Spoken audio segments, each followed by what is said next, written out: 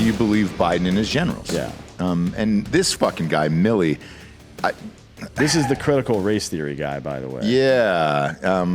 I don't understand this at all. The premise that Biden is going with is that, one, everybody wanted to leave Afghanistan. Now, this is true. Yep. Right?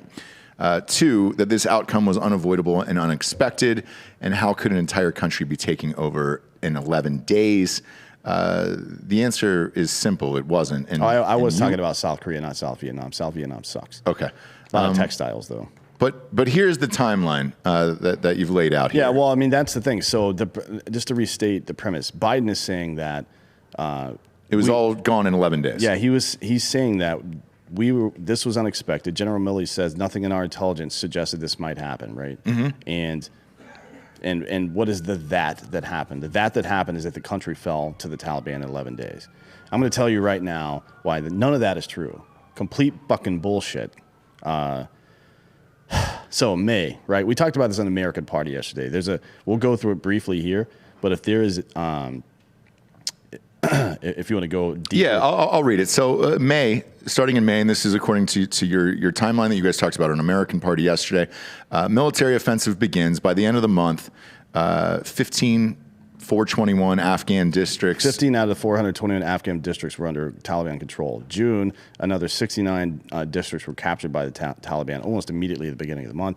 By the end of the month, 98 out of the 421, so almost a quarter of the districts by the end of June belonged to the Taliban. On the 25th of June, NBC News actually reported that they were surprised at the speed of the takeover. So this information is months old. This isn't even intelligence. This is the goddamn news. Yeah. That's talking about how they can't believe what had happened up until the point of June. They also captured that main road into Kabul during June. So July, 64 additional districts have been captured, including the second and third largest cities in the country. 1,800 Afghan troops had deserted those areas. Videos begin to emerge of the Taliban exacting retribution on anti-Taliban forces, including dragging women into the streets and beating them to death. All these videos are available. They're time-stamped. You can go look at them. On July 10th, the Taliban captured Penjwaye district in Kandahar province, as well as the border crossings with Turkmenistan and Iran. So by the end of the month, 162 out of the 421 districts, about 40% of the country, had been taken over by the Taliban by the end of July. Right. So almost half of the country is under Taliban control by July.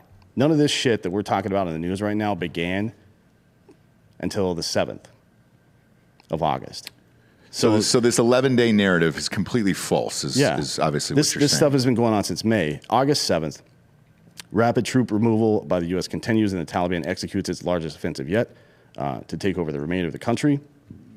They began taking province after province until August 15th, 4 days ago, when Jalalabad fell, giving them the Taliban 26 out of the 34 provinces, right, in every major city except Kabul, which they took the next day. General Milley says there was nothing that I or anyone else saw in the intel indicating Afghanistan would collapse in 11 days. So when people ask, how did Afghanistan fall in 11 days, the answer is simple. It didn't. Right. It fell in 3 months while we sat there with our fist up our fucking ass. So when Milley and Austin and Biden tell you how shocked they are that this happened, they're either incompetent or they're liars. Either way, all three of these people should be immediately removed from office. They are incompetent or liars. So I watched this press conference with the three of these dicks, right? And Milley and Austin seemed shell-shocked by the questions that were coming at them from the press corps. If you showed up back home, your kid's at home with the fucking babysitter right now. If you show up back home and your kid's fucking holding a sword and their arms cut off, right? And the babysitter's like, oh, I'm shocked that this could have happened. Yeah. No, that's a fucking baby. And that's a sword. And that's a sword. And you let them sit there for that amount of time. What'd you think was going to happen, asshole?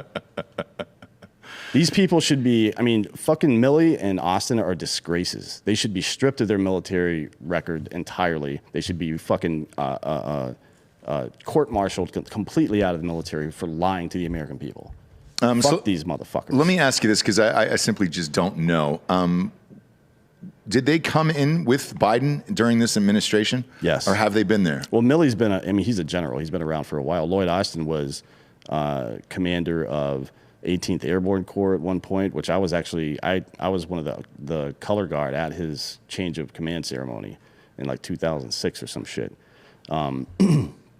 He rose up through the ranks. He became SecDef under Biden, to the dismay of the vast majority of the military community, because one, he's got a fuck ton of shares in different military industrial complex companies, one of which he worked for up until the point he was named Secretary of Defense. By the way, we did this story a couple months ago, I believe it was in May, about how in January and February, it was said that this particular contract for this particular company that Lloyd Austin used to work for wasn't going to get a DOD fucking deal. And all of a sudden, he gets named as the fucking Secretary of Defense, and then they get the deal 1 month later. They get this deal they weren't supposed to get. So you're telling me that this guy gives a fuck about America? No, he should walk into his fucking bathroom right now so he doesn't make too big of a mess and blow his fucking brains out in the shower. Fuck this piece of shit. Because he's left people out to dry. Yeah. And he's profited from it. That is a human piece of garbage. And this man doesn't deserve to breathe air. What happens next with all of this? I mean, any chance that Biden looks at these guys and was like, you're fucking out of here? No. Like, how does that work? I mean, somebody's got to fall on their sword at some point. The problem is Biden has walked up to the fucking podium and said, I don't give a fuck what you think. I did what I thought was right. We just didn't see it coming. Fuck you. And then walked off without taking questions. He turned the comments section off on his fucking press conferences. That's not how that's done. Wow. Dude. Trump, for what it's worth, whatever you think about the man, would have stood there and argued with the press for 3 goddamn hours. Yeah. He never, I don't remember one time where he just gave fucking statements and walked out. Yeah. You know what I mean? Because it's not the job. The job is to stand there and take the fucking heat.